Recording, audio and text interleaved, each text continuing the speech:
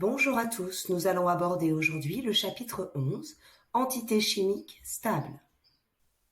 Pour introduire ce chapitre, je rappelle que les électrons d'un atome autour du noyau se rangent dans des couches électroniques. La dernière couche occupée s'appelle la couche de valence.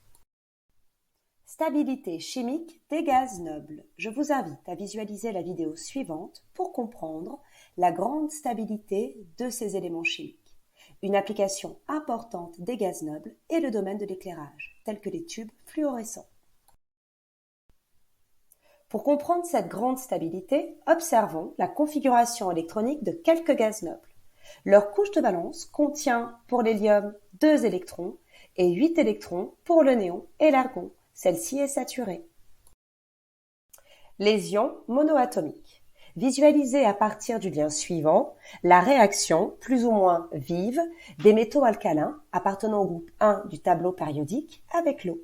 On connaît la réaction violente du lithium lorsqu'on l'introduit dans de l'eau. Comment expliquer cette réactivité? À partir de l'écriture de la configuration électronique de l'atome de lithium, on remarque qu'il possède un seul électron sur sa couche de valence, qu'il va pouvoir céder facilement, d'où sa réaction violente avec de nombreux composés. Il forme alors l'ion monoatomique Li+, dont la structure est stable. On note qu'un ion monoatomique se forme à partir d'un atome dans le but d'acquérir une grande stabilité. Sa couche de valence devient saturée, il acquiert la configuration électronique du gaz noble le plus proche dans le tableau périodique. Les molécules. La liaison covalente est la mise en commun de deux électrons de valence entre deux atomes. On la représente par un tiret.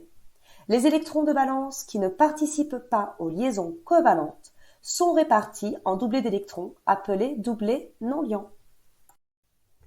Le schéma ou représentation de Lewis fait apparaître simultanément les doublés liants et les doublés non liants au sein d'une molécule.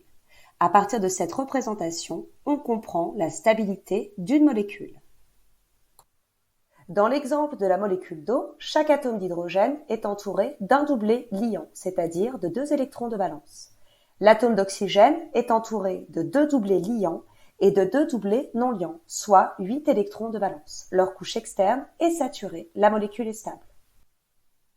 Lors d'une réaction chimique, des liaisons se rompent et se forment. Pour rompre une liaison, il faut fournir une énergie égale à l'énergie qui lie ensemble les atomes formant cette liaison. On la nomme énergie de liaison et elle s'exprime en joules.